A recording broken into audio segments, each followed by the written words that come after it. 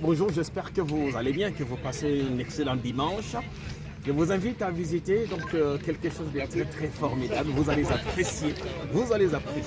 Je vous invite donc à visiter le parc de la vallée de l'Ancélé, que nous appelons communément Chingakati. Allez, suivez le film jusqu'à là. Salut.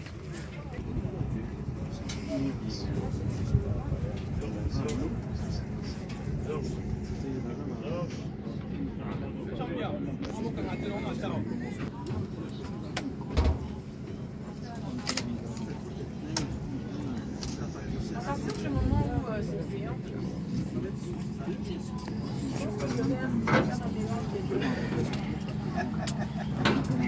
on verra bien ce que ça va donner. On a la chance de vous avoir.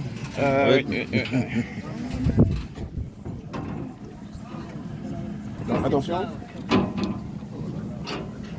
Attendez, je vais pousser un tout petit peu.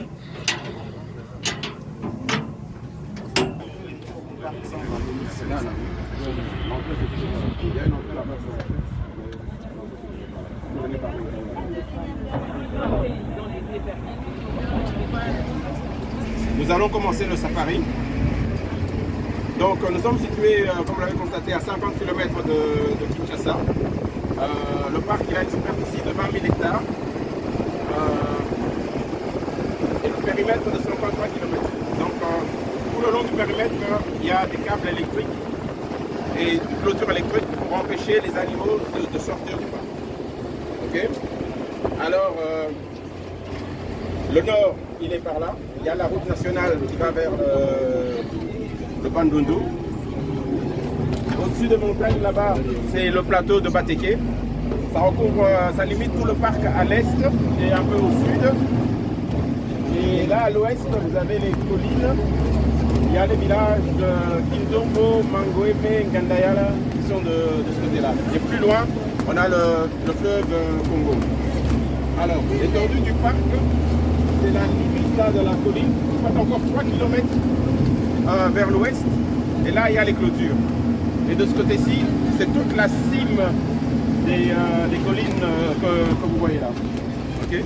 Donc nous sommes vraiment dans la vallée et la rivière Nsele traverse le parc. Elle le divise en deux. D'un côté, nous avons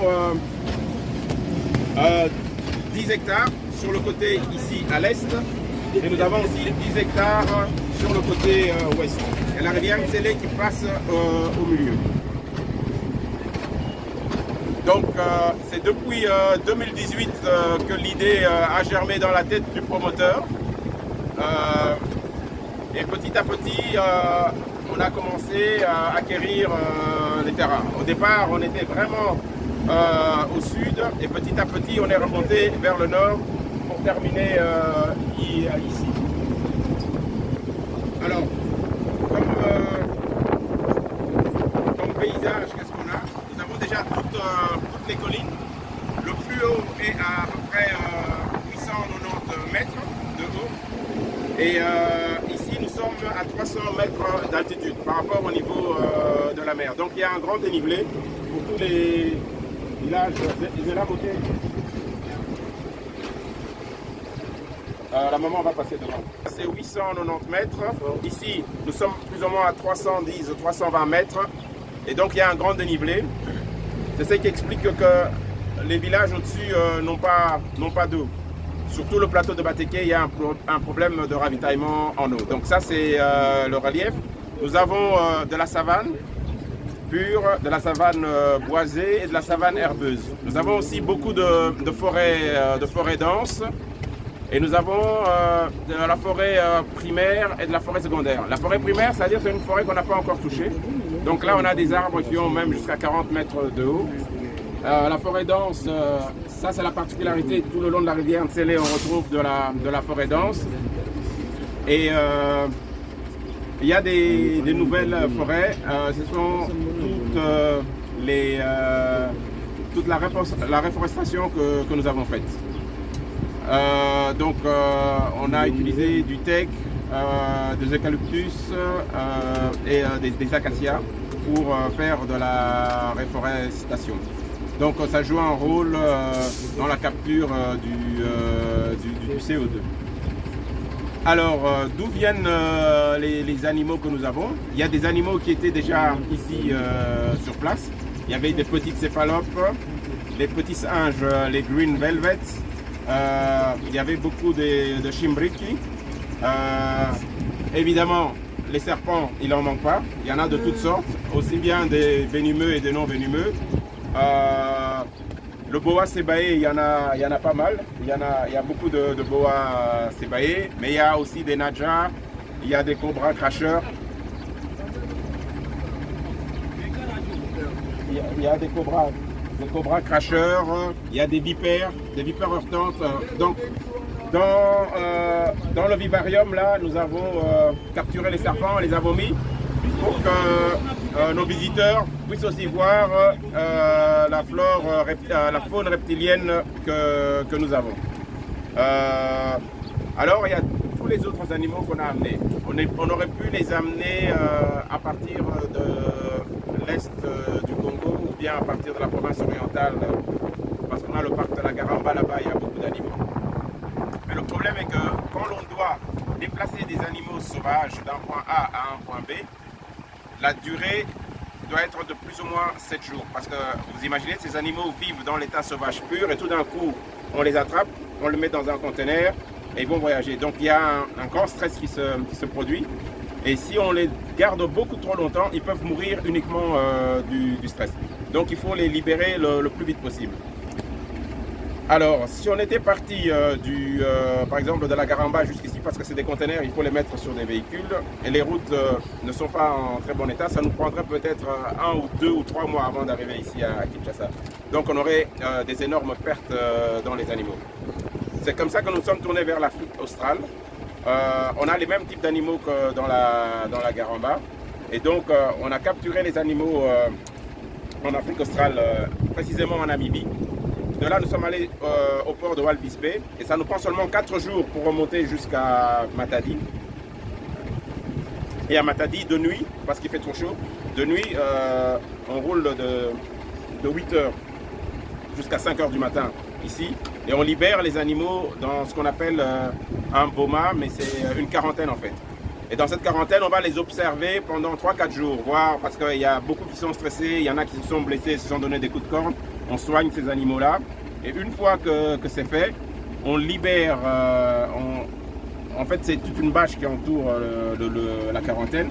On la libère et les animaux, maintenant, ils vont un peu patienter et petit à petit, ils vont sortir et commencer à coloniser le parc.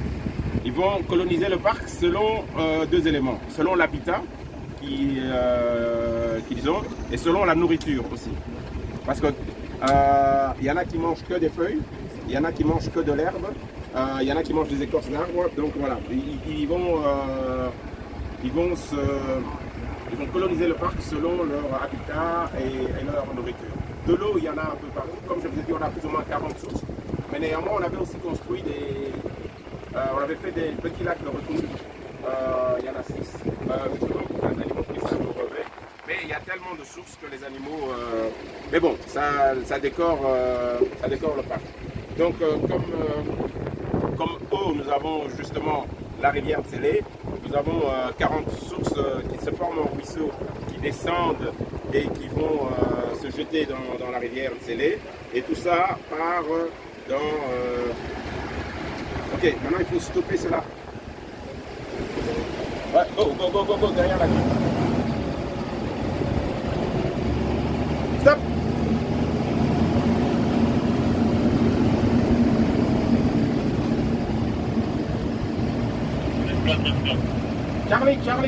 Charlie, Papa Golf. Stoppez les véhicules. Stop les véhicules noirs. Ok, on va les arrêter à la barrière.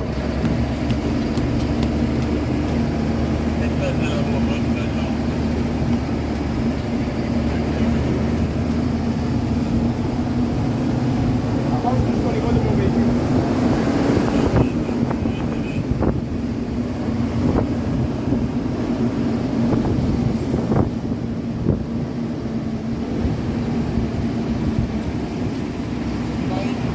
Charlie, Papa Golf.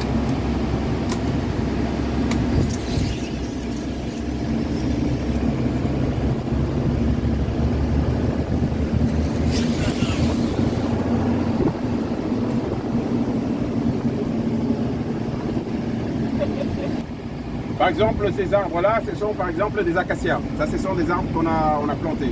On en a planté au niveau du parc 200 000 et au niveau de la ferme, on en a planté plus ou moins 800 000. Parce qu'au départ, c'est la ferme qui a été mise en place parce qu'il nous fallait une agrégation pour devenir une aire protégée. Donc, il fallait répondre aux critères qui font que c'est une aire protégée. Donc, petit à petit, une fois qu'on a clôturé, qu'on a tracé la dorsale, qu'on avait de l'eau, de source, on a fait aussi un survey pour voir si la nourriture et l'habitat correspondaient aux animaux qu'on souhaitait amener. Une fois que ça a été retenu, ça a pris un certain temps. Nous sommes devenus une aire protégée et on a pu importer les animaux. Donc le parc se divise en 3 grandes parties. Il y a l'accueil d'où nous venons. Maintenant, nous allons entrer dans la réserve naturelle proprement dite. C'est elle qui prend le plus d'espace.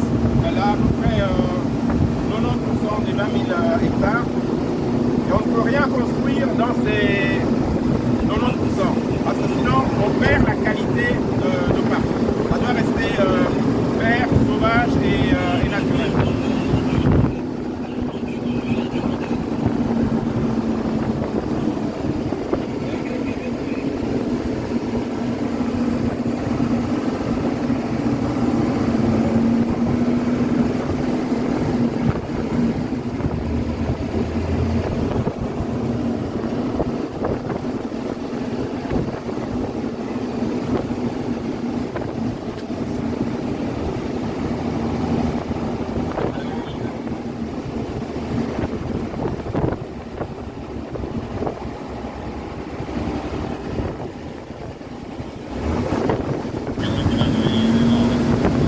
Il y a déjà un enclos des 33 km dont j'ai parlé, mais pour les rhinocéros, on a fait un enclos particulier. Ils ont 1000 hectares d'enclos. Parce que le rhinocéros, c'est l'animal le plus braconné au monde. On le braconne à cause de ses cornes. Ces cornes ont des vertus aphrodisiaques dans la pharmacopée asiatique. Donc, 1 kg de corne de rhinocéros coûte jusqu'à 200-250 000 $ pour 1 kg. Et la corne d'un rhinocéros paye jusqu'à 5-6 kg. Donc, il y a des gens qui n'hésitent pas avec des hélicoptères, ils arrivent, ils abattent le rhino, ils coupent la corne et puis ils partent. Et c'est une bête qui fait au maximum 2,8 tonnes. Donc, vous voyez, tuer une grande bête comme ça juste pour 5 kg. Et c'est un animal en voie de disparition. Donc, en Afrique du Sud, sur l'année passée, sur 20 000 rhinos blancs, il y en a eu à peu près 900 qui ont été abattus uniquement pour leur corne. La solution, c'est aussi de couper la corne. Elle va repousser, en fait c'est la même, c'est de la kératine un peu comme les ongles. Et, si on coupe la corne, elle repousse toute seule. Au début, elle est un peu grossière, mais au fil du temps, elle se remet dans sa position initiale.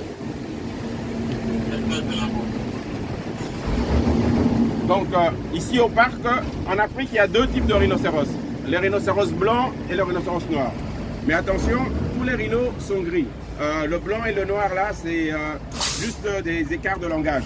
Donc c'est un Sud-Africain un Anglais pardon, qui a documenté la première fois le rhino blanc. Et il était en discussion avec un Sud-Africain. Et le Sud-Africain, il parle afrikaans. Il leur a dit White Mountain. L'anglais c'est parti sur white. Et donc quand il a fait son texte scientifique, il a mis white rhino. Donc ça n'a rien à voir avec ça. Ça a à voir avec white mountain, ça veut dire large mâchoire. Parce que le rhino blanc, c'est comme une vache. Il broute l'herbe. Il broute l'herbe. Tandis que le rhino noir, lui, ne broute pas l'herbe. Il ne mange que le feuille des arbres et les écorces. C'est ça la différence entre les deux. Un a une large bouche, une large mâchoire comme les vaches, et l'autre a une bouche en forme de bec de perroquet pour pouvoir arracher les feuilles. Alors, ces animaux mangent jusqu'à 50 kg de verdure par jour et boivent jusqu'à 50 litres d'eau. Parce que c'est vraiment des masses, ils ont besoin de cette énergie et ils choisissent de l'herbe qui a beaucoup de protéines dedans aussi. Donc ici on a le nouveau-né. Stop. Comme ça, ils ont l'occasion de photographier. Donc, le petit qui est ici devant, on l'a appelé Garamba justement. C'est un bébé qui est né ici au parc. Il a plus ou moins 1 an et 2 mois. Et les autres ici, ce sont des femelles. On a 14 rhinos. Donc, ce côté-ci, nous avons les mamans et les bébés. Et de l'autre côté, on a le mâle 2 et 3 mâles dominants qui sont de l'autre côté. Pourquoi on a fait cette séparation? Je suis bien. Pourquoi on a fait cette séparation? Parce qu'on a eu une première naissance et ce qui s'est passé, c'est qu'à un certain moment, la femelle était de nouveau réceptive et le mâle, comme le bébé le jeûnait, il a encorné le bébé et il l'a tué. Donc maintenant, on les a séparés, que le bébé atteigne un certain âge. Donc ici, on a dit 1 an plus ou moins. Et à ce moment-là, on libère la mère de l'autre côté. Donc c'est pour ça qu'on a séparé les deux.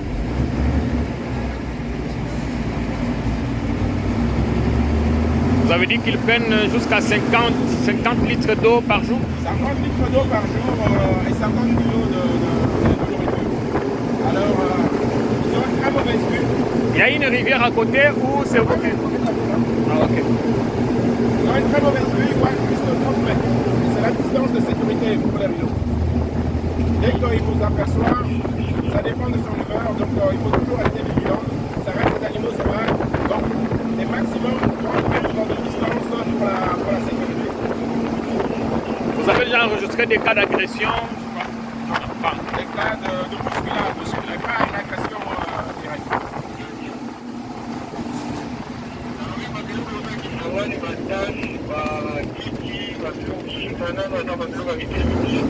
Donc la grande différence entre un zoo et un parc, c'est quoi?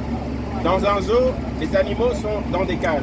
Vous entrez dans le zoo, vous savez que là, vous allez trouver celui-là, là, vous allez trouver celui-là. Là. Dans le parc, une fois qu'on a libéré les animaux, ils partent faire leur vie et voilà. Donc on est un peu à la poursuite des animaux. Mais à l'exception des rhinocéros et des lions et des crocos, tous les autres animaux sont en totale liberté dans le parc. Les rhinos, les herbes qu'ils broutent, c'est des herbes normales ou vous avez dû les importer? Les rhinos, leur nourriture, les herbes. Non. Ils sont dans la nature, ils mangent ce qu'ils trouvent. Tout ce que... Donc avant, ce qu'on a fait, on a fait un survey pour être sûr qu'il y avait des aliments pour eux. C'est selon les aliments qu'on avait qu'on a pu choisir les animaux qui pouvaient venir dans le parc.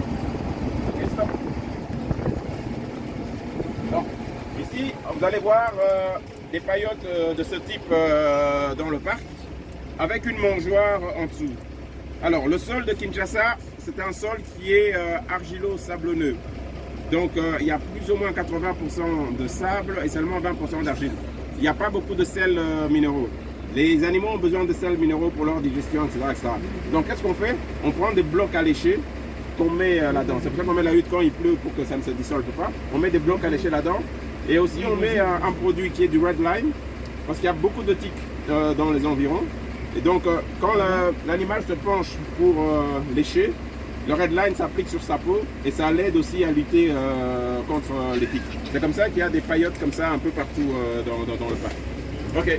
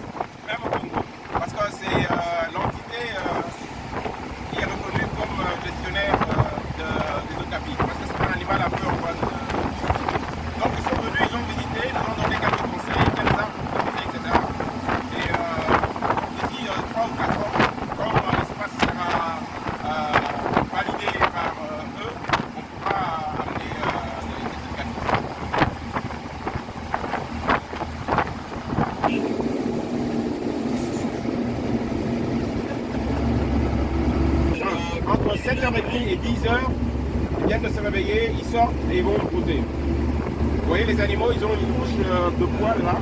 Et donc, dès qu'ils commencent à faire chaud, ils ne savent plus tenir la température et ils vont se cacher dans les matitis et dans les branchages. C'est après, vers 15h, 16h, ils vont de nouveau ressortir pour aller manger et se désaltérer et puis de nouveau disparaître. Donc, le meilleur moment pour faire un safari, c'est soit tôt le matin, soit en fin d'après-midi.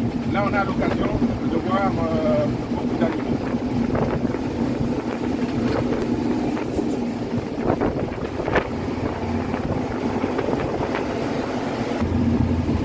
On a 5 éléphants. Les éléphants, ils ont traversé la rivière et ils sont au niveau de ces collines là-bas. Il y avait un ancien village là-bas où ils faisaient des bananes, etc. Et il y avait des avocatiers et tout. Les éléphants sont friands de ça. Donc ils montent et ils vont là. Donc tous les soirs avant un safari, on check pour voir leur position parce qu'eux peuvent devenir parfois un peu agressifs et pouvoir orienter les safaris. Vous checkez de quelle façon? Les éléphants ont un GPS. Pour la,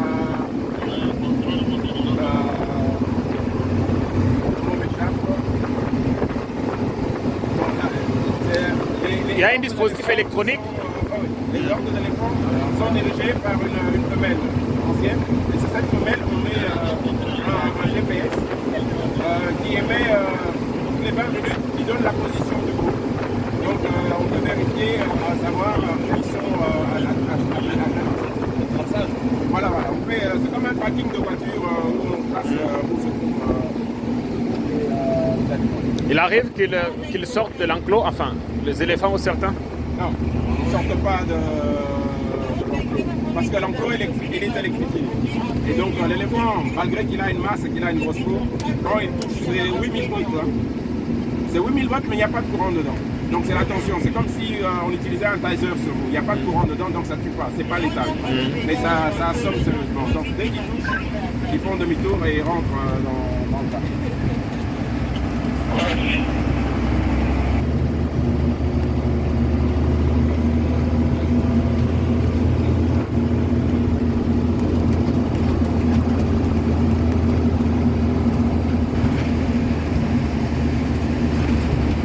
Vous allez en voir un premier que l'on a construit. On a donné chaque fois un nom dans lac du Congo. Celui-ci c'est Maïndombe par exemple.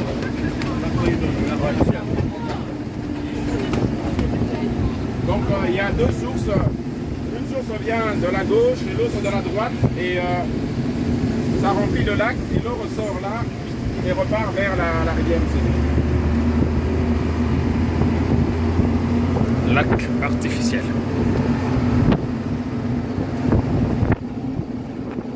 Donc ici, nous avons des zèbres et des gnous. Donc on va commencer par le zèbre. Les zèbres. Voilà, le zèbre, une particularité, il a des rayures noires et blanches. À quoi servent ces rayures? Première chose, ça lui permet de réguler sa température. Donc ça permet de réguler la température du zèbre. Deuxième chose, comme nos empreintes digitales, vous ne trouverez jamais deux zèbres qui ont les mêmes rayures. Chaque zèbre a ses rayures. C'est totalement individuel. Alors, troisième chose, c'est un animal qui a beaucoup d'empathie. S'il y a un zèbre qui est blessé, ils ne vont pas partir. Ou bien le zèbre va être guéri et il va partir avec eux, ou bien il va mourir et quand il sera mort seulement qu'ils vont partir. Ils ne vont jamais laisser un zèbre blessé abandonné. Alors, il met au monde un petit, soit un mâle, soit une femelle. Le petit, c'est le zébron, et la femelle, si c'est une petite, c'est une zébrenne. Temps de gestation à peu près 12 à 13 mois. La particularité de tous les herbivores, c'est que quand ils mettent bas, le bébé a à peu près une dizaine ou une quinzaine de minutes pour se mettre debout et commencer à courir.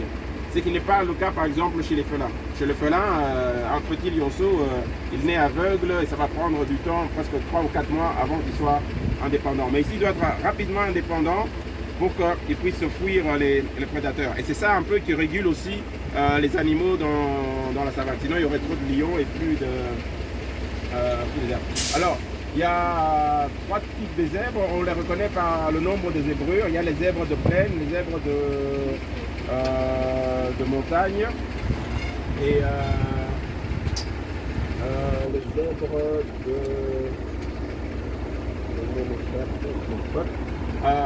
alors, les zèbres de montagne ont le plus de zébrures. Ils en ont 86 et plus.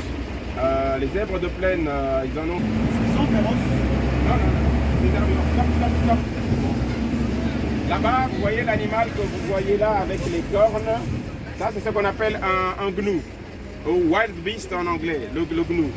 Le gnou, c'est un animal qui fait des très grandes pérégrinations. Par exemple, dans le Masai Mara, on voit ces films où il y a des milliers de gnous qui partent d'un buffle. Il a une crinière comme un cheval et la partie arrière, c'est celle qui ressemble plus à une antilope. Là, ce sont des gnous bleus, c'est scientifique de nouveau là. Ce sont des gnous bleus.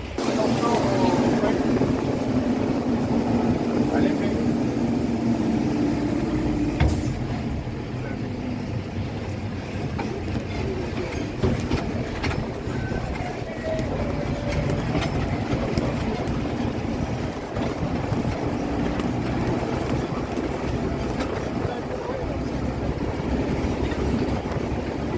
et le zèbre ont une complémentarité. Il y en a un qui a une très bonne ouïe, l'autre qui a une très bonne oreille. Donc on les trouve toujours ensemble. Supposons maintenant qu'il y a un lion, celui qui a le premier entendu, il donne l'alerte. Et ils partent tous ensemble. Les zèbres vivent souvent en famille de 8 à 10. Ah, Papa Golf,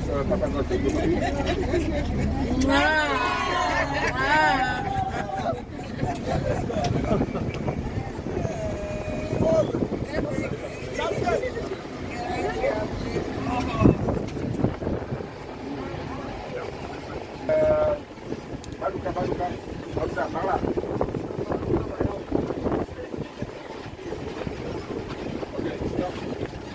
Ils sont violents? Non, non.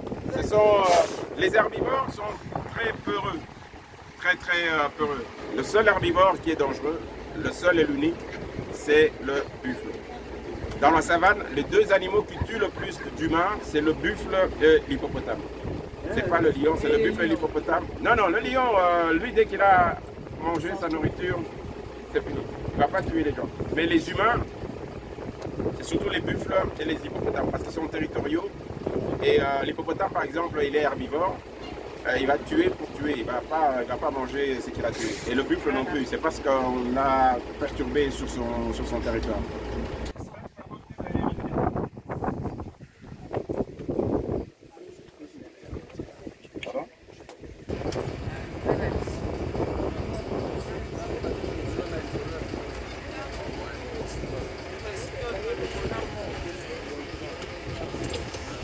Le but de créer une aire protégée, ce n'est pas d'avoir des subventions, mais c'est de créer un espace où on fait de la conservation. Parce que de nos jours, ce qui se passe, c'est qu'il y a eu de la chasse qui n'était pas autorisée, il y a beaucoup d'animaux qui sont morts. Il faut essayer d'avoir un cheptel assez important d'animaux dans le parc, avec la reproduction. Et puis, pouvoir maintenant aller envoyer ces animaux même dans les parcs nationaux et restaurer la faune qu'on avait jadis. Il y a beaucoup disparu avec notamment les différents conflits qu'on a eu. Bon, je voudrais parler en termes économiques. En termes économiques. Oui. Bon, en termes économiques, c'est pour ça qu'on organise des safaris. Okay. C'est pour ça qu'on organise des activités. Ce sont ces activités-là qui nous permettent à nous maintenant de faire ce travail. Vous avez 600 employés. Est-ce que les visiteurs, les touristes qui arrivent, les fonds que vous arrivez à récolter vous permettent de tenir quand même, rémunérer 600 personnes? En fait, dans 600 personnes, on a des employés normaux, mais on a aussi beaucoup de petits travaux, parce qu'on a des petits travaux qui nous permettent d'avoir les visiteurs qui viennent, etc. Donc, oui, ça nous permet de gérer le salaire. L'année passée, par exemple, vous avez reçu combien de visites? C'était à peu près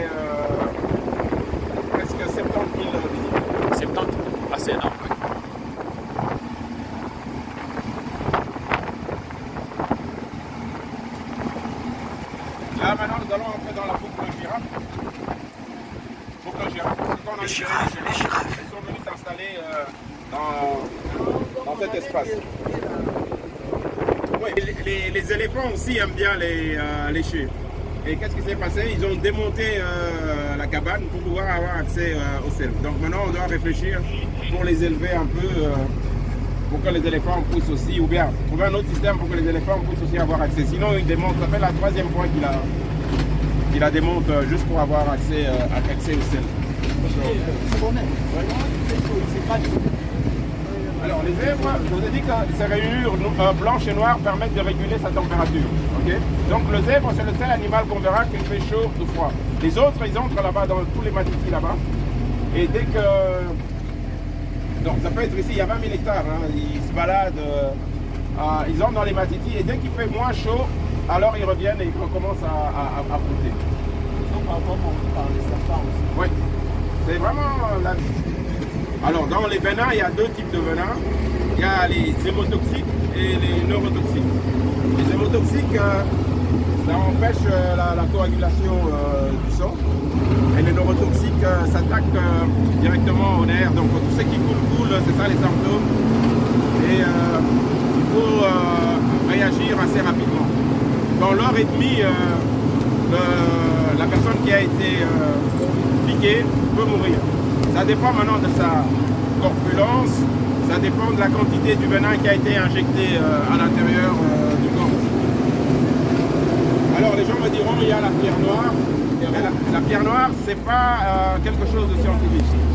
Parce que quand le serpent vous mord, il y a la plaie, et la plaie, il y a du sang, donc le venin est en contact avec la plaie aussi directement, sans nécessairement être dans le sang qui va être aspiré par la pierre noire.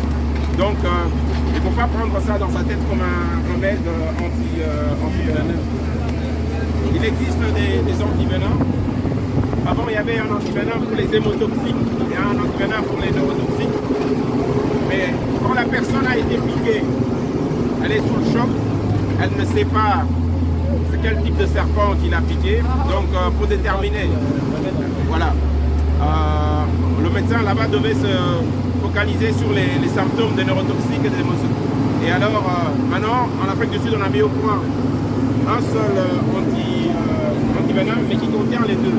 Dans tous les cas de figure, vous êtes sûr que vous avez l'antivenin.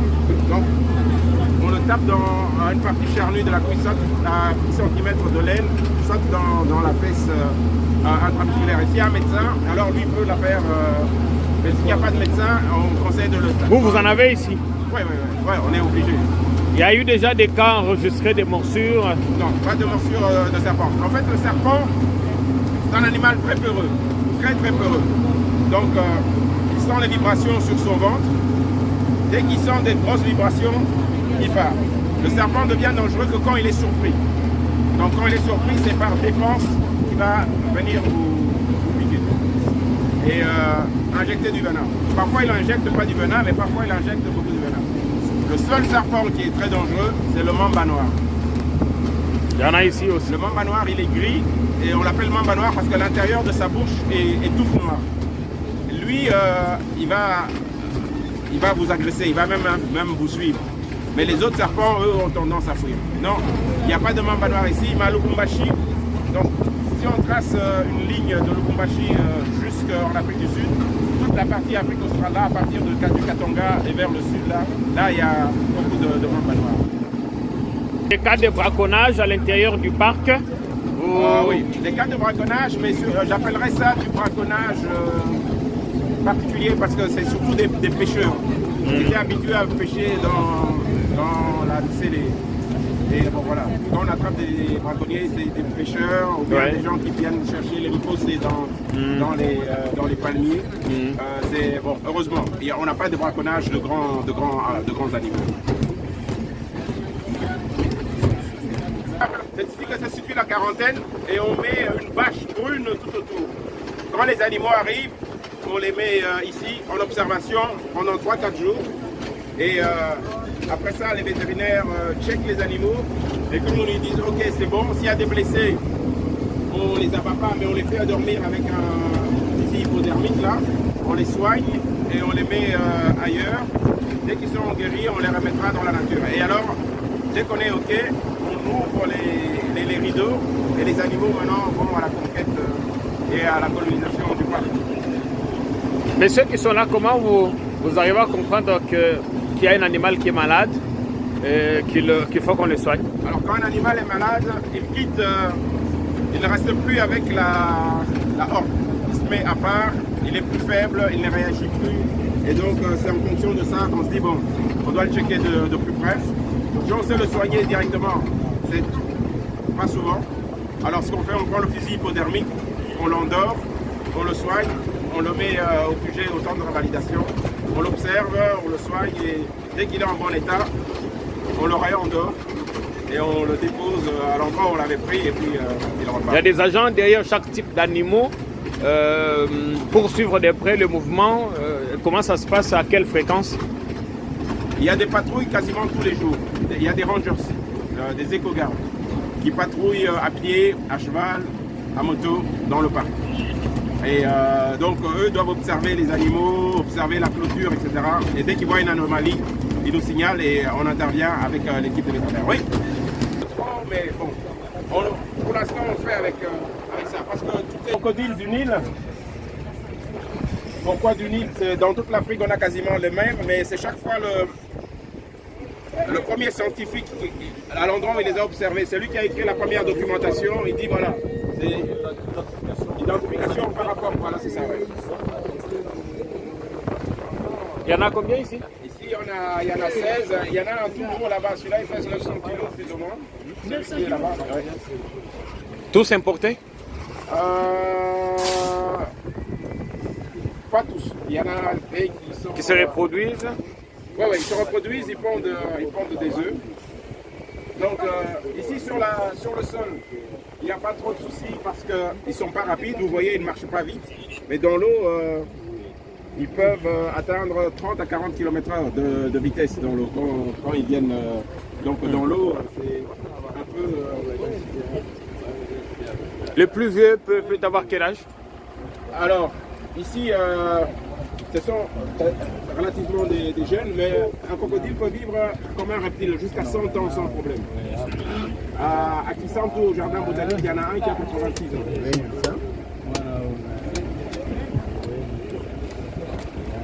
Ils se nourrissent de poissons?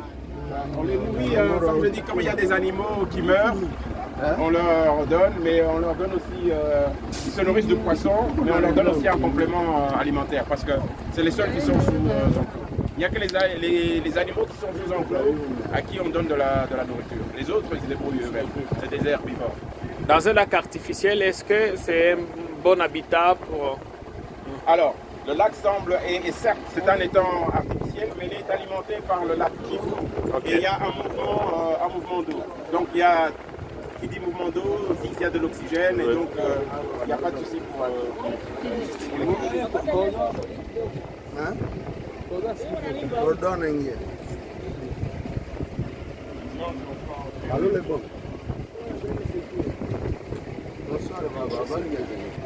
Alors, il a connu un accident, c'est une bagarre entre eux. Et,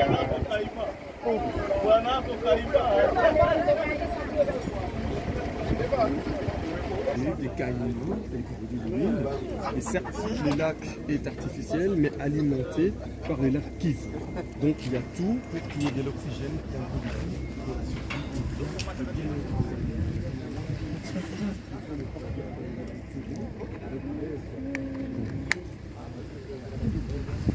Charlie, Papa Golf. Charlie, Papa Golf.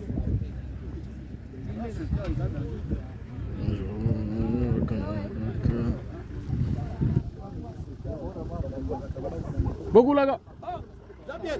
Bogulaga.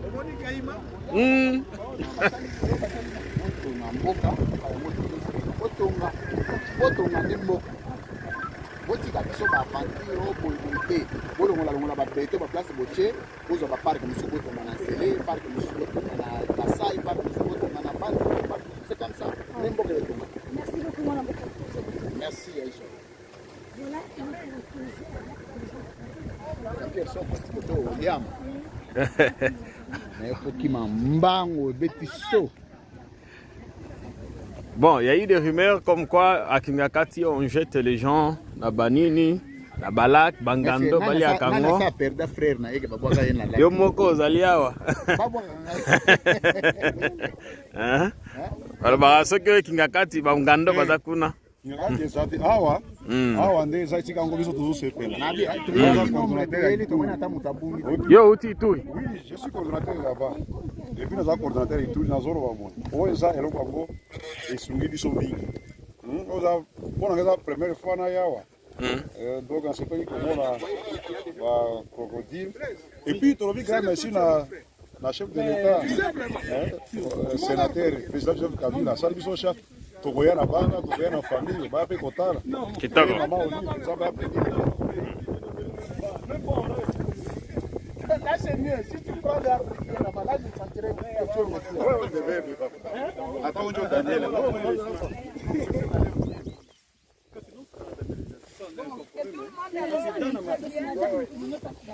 Ne soyez pas paresseux. Balingi on tout à fait.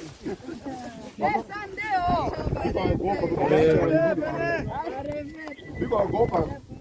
Biko agopa mamba. Surtout les. La bingine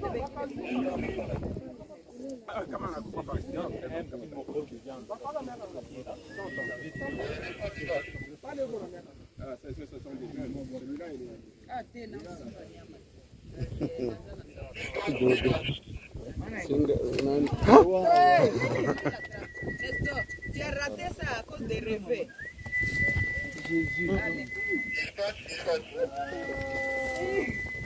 Ça, ce sont des images génétiques. Sasa ile break ya mwiko nguvu. Wewe kindenga zote wamekuwa wana. Na mimi na yeye wana atafuna. Na mimi na yeye wana krokodile atafuna kate. Akati kaka mabuya. C'est ce qui fait que le métabolisme est trop lent en fait. Ah, mais j'ai fait monter na ngombe moko abwaki hapo. Ndio bakutimiza ngo kerizi. Babundi? Hapana, acha mtoto akikula mama. Za nini?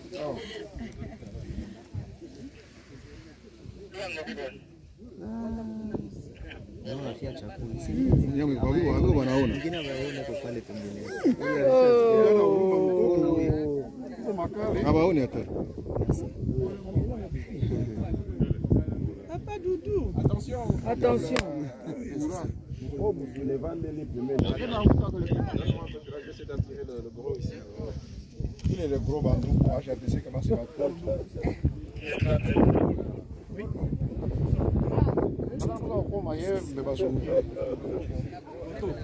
Mukia lete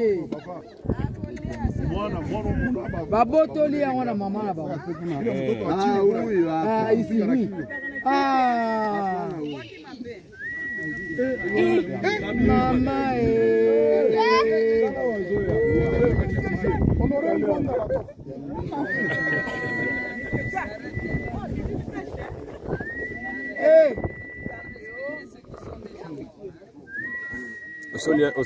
Osolia nani crocodile? Osolia crocodile. Oui. Moi j'ai déjà goûté. Oui. Les crocodiles ne mangent pas tous les jours. Les crocodiles mangent après. Daniel. Daniel. Papa Daniel. Daniel est Daniel. Bila kwenda yeye sana.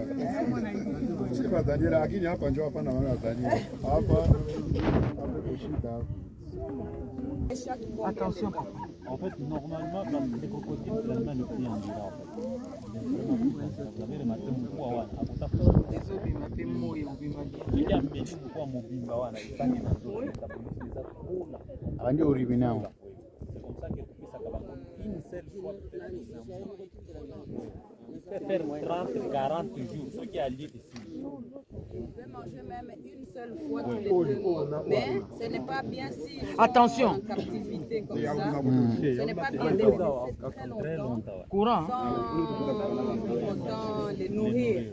Puisque comme ce sont des animaux, oui, Voilà. Oui, oui. Si, les plus forts risquent de manger les plus faibles. Donc, c'est comme ça qu'il faut à chaque fois anticiper et leur donner, comme ils sont en captivité. Et puis les crocodiles vivent très longtemps. Même plus. Oui.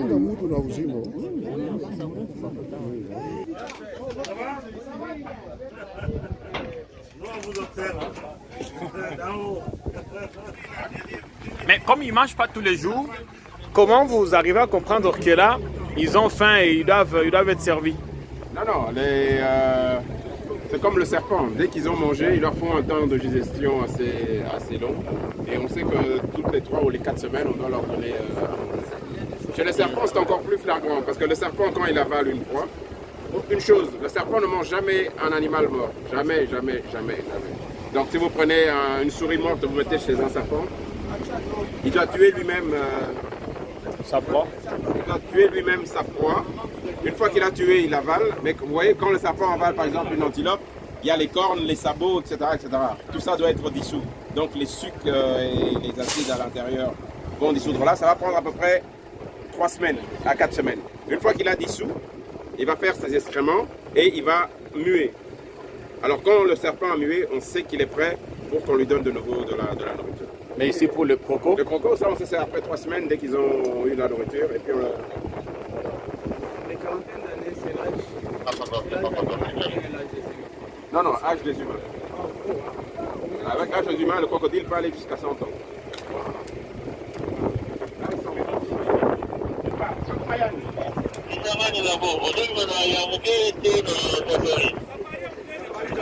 Nous allons voir le lac Albert. Lac Kivu, artificiel.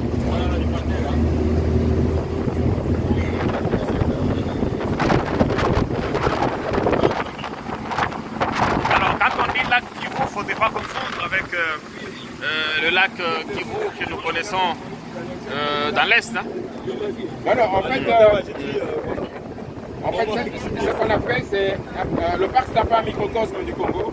La rivière Sélé se représente un peu le fleuve. Et on a donné des noms de Bumbashi, Kivu, Kisangani dans tout le parc. Quelle magie, quoi. Ça, c'est toujours le Kivu. Là, c'est Albert. Lac Albert. Et ici, on a les hippopotames, mais ils sont là-bas. On les voit là-bas. Regarde, il y a des hippopotames ici. La direction de Cobra, il y en a 2 qui sont couchés là. Mais les lacs Albert, il est grand, c'est par rapport à la taille des animaux, enfin des occupants. Voilà, c'est ça. Non, des hippopotames. Ils sont là, on les voit là-bas, dans l'air. Il y a des hippos, vous le voyez là, au fond. Ce sont des herbivores, ils mangent aussi de 50 à 80 kg d'herbe par jour. Boivent hippopotames.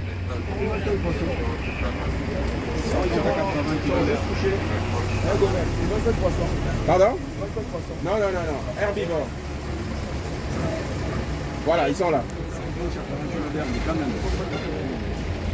Ok. Vous les voyez là? Voilà, ici. Donc, c'est Lusambo Erico, c'est comme ça qu'il s'appelle. Lusambo, on l'a eu, il avait 50 kilos, il était petit comme ça. En fait, il vient du Sankourou et les villageois avaient tué sa mère et ils avaient récupéré le bébé. Et l'ICCN nous a confié le bébé pour le conserver. Donc, les 8 premiers mois de sa vie, on a dû le nourrir au biberon. Donc, c'était 3 litres de biberon et 10 œufs qu'on battait ensemble pour avoir la même quantité de protéines que le lait de la mère. Et toutes les 3 heures, on devait lui donner ça. Et maintenant, il est là, il pèse plus ou moins 600 kilos. Et il peut aller jusqu'à 1 tonne d'œufs. Il a 4 ans maintenant.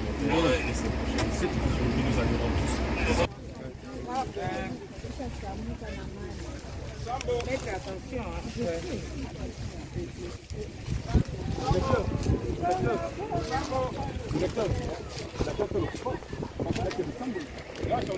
Il y a le Sambo Erico. Lusambo. Lusambo. Allez. Lusambo. Lusambo. Lusambo. Allez.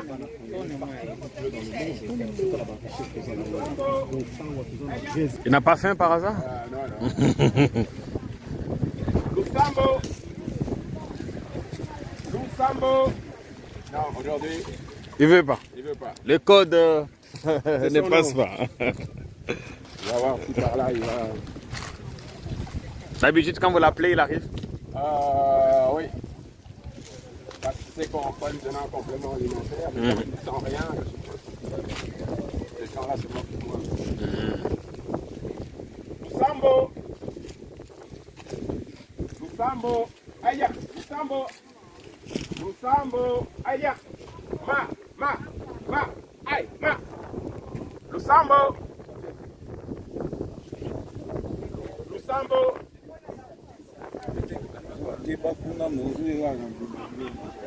Alors, dans la savane, tu vas peser jusqu'à 3 tonnes de poids. S'il vous plaît, Le ceux qui mal sont adulte. intéressés d'apprendre, Les mâles adultes de cette animaux. par jour, au moins. Au moins. Et au moins, ça fait Plus, ça peut aller jusqu'à combien? plus de 40 kilos. Rapport à abondance à Tchapou. Donc il va sortir la nuit pour goûter toute la nuit. Et les matins, très tôt matin, Narukia, il rentre dedans. C'est parmi les animaux qui causent beaucoup de dégâts en Afrique. Des dégâts humains, oui. Ils vont tuer, ils tuent beaucoup de gens. Il faut vraiment se méfier de cette bête. Il y a vaches également des champs. Oui, tous les gens qui vont au chat là-bas, ils racontent les accidents qui sont il y a lui et les bifs. Il y a quelques temps, le parc de Virunga avait dirigé beaucoup de mais ils ont été décimés par malheureusement cette malchance que nous avons des voisins qui déversent toujours les méfaits de leur conflit chez nous. Oui. Quand il y a eu l'entrée massive en 1994, ils ont vraiment abîmé nos réserves de parc. Que ce soit la faune, que ce soit la flore, les animaux, ce sont des catastrophes que nous connaissons malheureusement à cause des problèmes. La gestation prend combien de temps? La gestation des hippopotames, combien de temps? C'est à partir d'une année, 5 mois. Ça doit donner un peu. Une année. Donc, dans leur parc ici, c'est clôturé pour qu'ils ne puissent pas aller au-delà des limites du parc. Parce que vraiment, il faut se méfier. Il faut se méfier de ces bêtes. Celle-là, on l'a pris tout petit, on lui a donné des biberons, donc il a habitué à la présence. Oui. Tu as donné les biberons. Oui, on Il n'a rien fait. Il pesait 40 ou 30 kilos. En fait, l'animal va fixer la première des choses, c'est l'odeur de la personne avec qui il est. Jean-Marc, c'est son papa de substitution. Donc c'est Jean-Marc qu'on a laissé en contact avec l'animal, donc il a vu grandir. Jusqu'aujourd'hui, Jean-Marc est bien il ouvre sa... Jusqu'aujourd'hui, Jean-Marc va entrer là-bas, il appelle, il sort et puis il met dans sa gueule. Si tu essaies, il ne va pas réagir. Non, avec lui seul. Seulement son père d'adoption, parce qu'il est habitué et il connaît son odeur. C'est comme les chiens aussi. Et les hippos? C'est la même chose pour les lions aussi. Il y en a combien ici? Les lions qu'on avait élevés ici, vous avez vu maman avec des lions. Des bébés, c'était des bébés cabouilles. Ils sont plus des bébés. Hein. Il vous fait 200 kilos. Il vous fait déjà 200 kilos, c'est pas des bébés. Ils tombent de 6 fois, ben, tu es par terre. Vous allez le voir, on va partir le voir. Pardon? Yamado, le lion blanc là. On va le voir maintenant, il est là. Yamado. Oui, il faut me reconnaître, mais je n'ose pas. C'est terminé. Un animal sauvage reste un animal sauvage. Oui. À tout moment, il peut vous attaquer. Parce que l'instinct animal est la donc, il ne faut pas faire des blagues. Même quand vous les élevez, au moment du sévrage, il faut s'en séparer. Cultiver l'esprit, cultiver l'intelligence par rapport à l'intérêt que vous portez à telle ou telle autre activité. Vous cultivez la façon de se comporter. Donc, vous vous mettez à apprendre. Tout ça.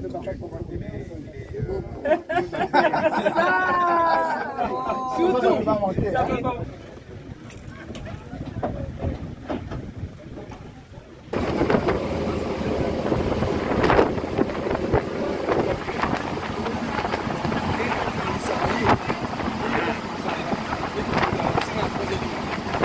Ah bon?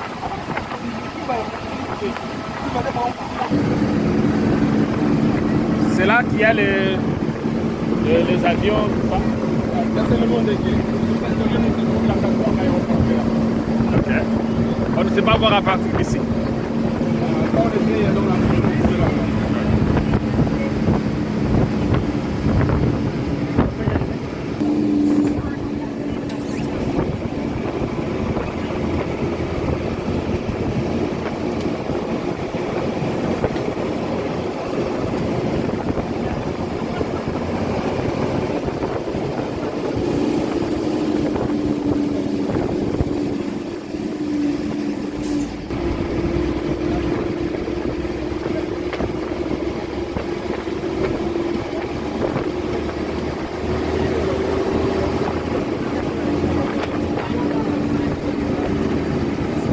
Ces acacias, vous les avez plantés? Là, ce sont des bambous. Les bambous. Pourquoi on met des bambous ici? C'est pour éviter les érosions. Ok. Comme il y a une chemin planté. Ça, c'est planté. Ça, c'est planté, les bambous. C'est pour protéger contre l'érosion. Les bambous et les vertivers. Le vertivers, c'est cette plante-là que vous voyez ici. Voilà, ça c'est du vertivers. Vous voyez, chaque fois qu'il y a une pente, on met du vertivers et des bambous pour que les racines se renforcent et éviter l'érosion. Donc ici, on a le plus grand pont là.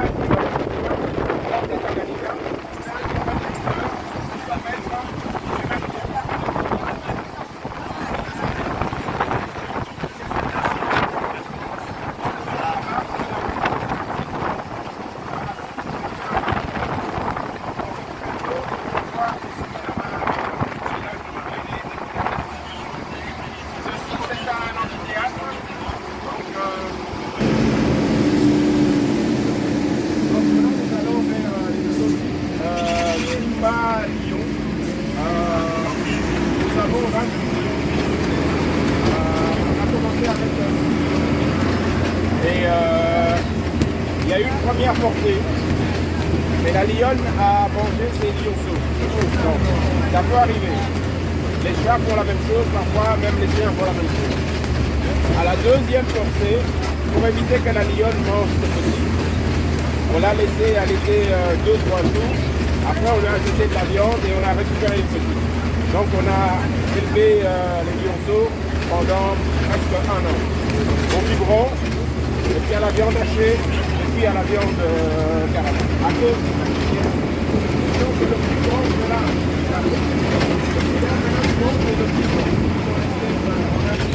Les lionceaux, ils sont déjà 1 an et 3 mois, donc ils sont déjà assez forts. Et dans le dernier, on a les 4 lionceaux qu'on a éduqués. Pourquoi est-ce qu'il y a de l'électricité à l'extérieur et à l'intérieur? À l'intérieur, c'est pour éviter que les lions ne sortent. À l'extérieur, c'est pour éviter que les éléphants, en traversant, traversent l'enclos. Donc s'ils traversent l'enclos, ça sera ouvert et les lions vont... Alors, on a eu un peu une aventure assez particulière. Un de nos employés, ayant passé une belle soirée, ayant vu différents alcols avec des degrés de plus en plus élevés, arrive au village et dit les lions sont sortis. Panique générale sur le village de Brûlé, les gens commencent à nous aussi panique générale, donc on a dit comment ils sont sortis, il n'y a pas eu d'alarme et de bruit. On lui demande vous êtes sûr que c'est un lion? Oui, c'est un lion. On a quelques employés qui travaillent ici au niveau de la coordination, on leur a demandé de descendre et En fait, vous voyez le gnou, il a aussi un peu de crinière, c'est un gnou qui était assis. Et le gars, sa boisson était tellement montée dans le cerveau que c'était un lion.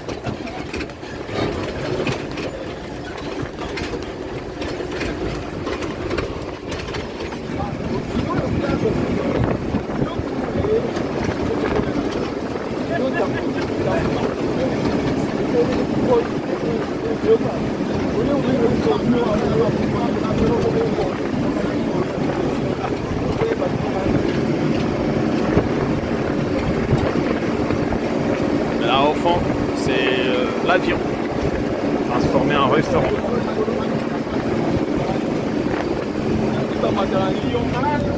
Et là, vous avez les 2 lions de tonnerre blanc.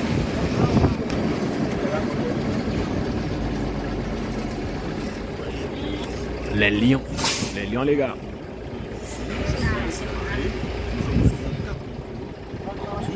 Et notre acteur qui gère ces sites, c'est là qui est capable de détailler les différents enclos.